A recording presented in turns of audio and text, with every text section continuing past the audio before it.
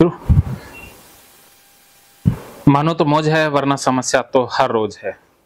समर्पण आप समझ गए हैं राठी जी कि अब आप अपना दिमाग नहीं लगाएंगे, जैसा मैं कहता जाऊंगा वैसा करते जाएंगे, उसी से हीलिंग होगी। और दूसरा महामंत्र है स्वीकार। आपको ये स्वीकार करना है कि आप परेशान हैं, दुखी हैं, हताश हैं, सेक्सुअल समस्या से पीड़ित हैं। वो अपना नहीं है, वो इसलिए है क्योंकि आपकी गलत प्रोग्रामिंग हो गई है। बिल्कुल। इसे चिंता रोग बोलते हैं। ये चिंता रोग के लक्षण हैं और कुछ नहीं कि आप एंजाइटी के शिकार हो गए। जो सेक्सुअल समस्या है जिसे हमें लग रहा है कि लिंग छोटा है, वो दिमागी रोग है। हाँ, वो दिमाग के ख्याल हैं। अच्छा। असल में ना आपका लिंग छोटा है, ना आप किसी भी तरह से नपुंसक हैं, बिल्कुल फिट हैं। वो मन अनफिट हो गया ना, इस कारण से शरीर में ये लक्षण नजर आ रहे हैं। तो आपको ये स्वीकार करके चलना है कि मेरे दिमाग में कुछ गलत धारणाएं आ गई हैं, क्योंकि अचेतन मन हमारा चीजों को रिकॉर्ड कर लेता है, उसी पर फिर वो वर्क करता है। जैसे आपने अगर गलती से भी अनकॉन्शियस माइंड में ये बात पहुंचा दी कि मैं परेशान हूं, तो वो परेशानी वाला इमोशन पैदा कर देगा, फिर हमारे कर्म हो जाएंगे। और आपकी जो बातचीत है खुद के साथ कि अरे अरे मैं तो कमजोर हूँ, मेरा तो तनाव नहीं आता, मैं ऐसा हूँ, तो हम नेगेटिव ही पेश आ रहे हैं ना खुद के साथ। अच्छा। तो वो चेतन मन में नेगेटिव चल रहा है, विचार नेगेटिव चल रहे हैं। यही विचार फिर अनकॉन्शियस माइंड में चले जाते हैं और फिर अनकॉन्शियस माइंड वैसी ही फीलिंग भावनाएं पैदा कर देता है। फिर वही फीलिंग भावनाएं कर्म के बीज रोप देती है। तो आपकी जो खुद के साथ बातचीत है, या आपने जाने अनजाने में अचेतन मन की गलत प्रोग्रामिंग कर दी है, उसकी वजह से ये समस्या वाले लक्षण आ रहे हैं। इस बात को स्वीकार करके चलना है। क्या समझे? कि जो भी सेक्सुअल समस्या है वो मेरी मन की समस्या है। वो मेरी मन की समस्या है। मन में जो विचार रख लिया हूँ कि ऐसा है, लिंग छोटा है, ये सब गलत फहमी है। हाँ, गलत फहमी है।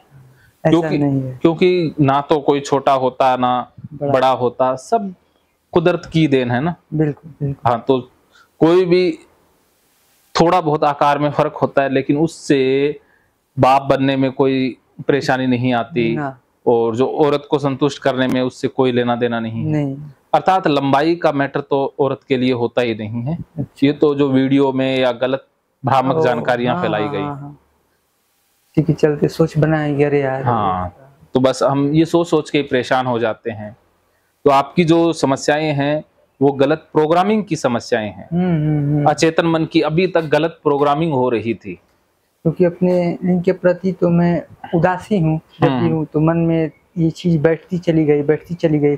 उदास हूँ, उदासी उसके प्रति कभी भी खुशी नहीं हुई।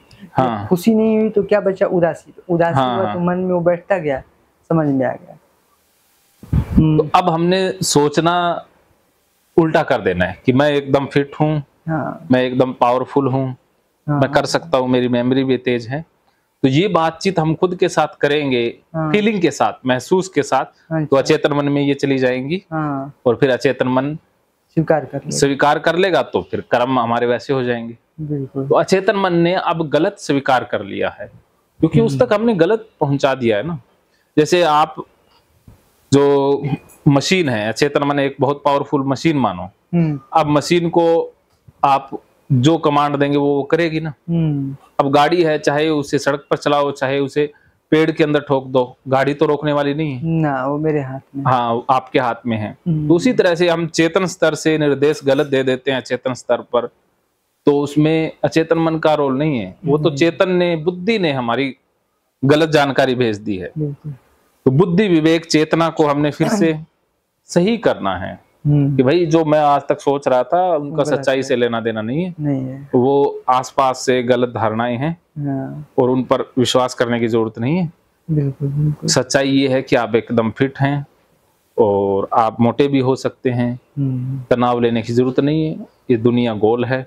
हाँ। तो जब आप इस तरह से विचार करेंगे, इस तरह से सोचेंगे तो भाव बदलेंगे, भाव बदलेंगे तो फिर कर्म बदल जाएंगे। विचार तो मैं ऐसे करता था लेकिन हो नहीं पाता था, शब्द से करता था लेकिन बैठ नहीं पाता था। बैठ नहीं पाता था क्योंकि वो पुराने जो विचारों के पैटर्न है ना वो ज्यादा बन गए हैं। हाँ, ज्यादा बढ़ गए हैं। तो उन पैटर्न्स को एक बार डिलीट करेंगे। हाँ। उन पैटर्न को डिलीट करते ही हाँ। आप ठीक हो जाओगे।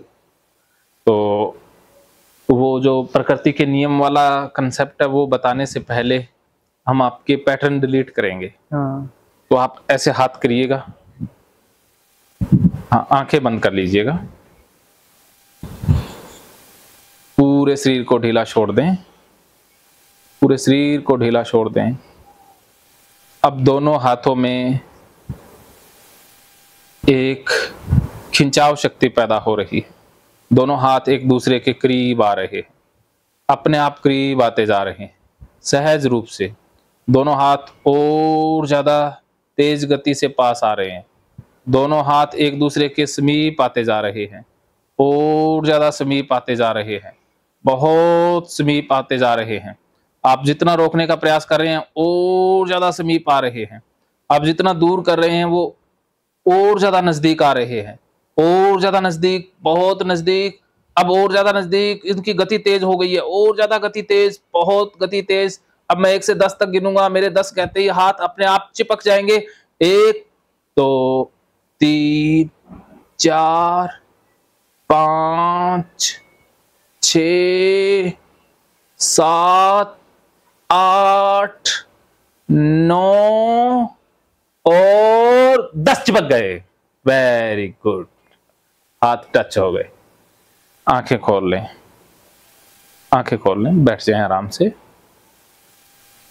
हाँ, अब हाथ अलग अलग हो जाएंगे, हाथ अलग कर दीजिए, अपने आप हो गए। अब नीचे कर लीजिए। हाँ, क्या फील हुआ?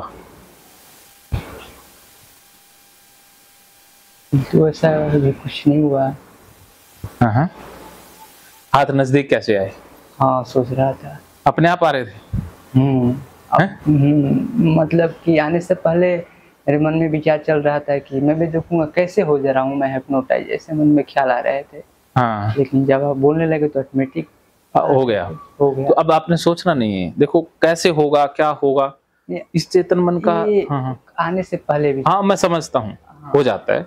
तो अब अभी भी करते करते विचार जैसे कुछ ऐसी चीजें उत्पन्न हो गई थी, वो होगी, उसका मैं करूंगा ना, अब बार बार करेंगे। अब अपने सेशन प्रैक्टिकली रहने हैं। बिल्कुल। तो अभी एक सेशन हम कर लेते हैं जो गुस्से वाला, जो आपके अंदर भरा हुआ है ना, हाँ, वो सारा बोलना है, आपने निकालना है। ठीक है? अच्छा। तो मानो तो मौज है, वरना समस्या तो हर रोज है।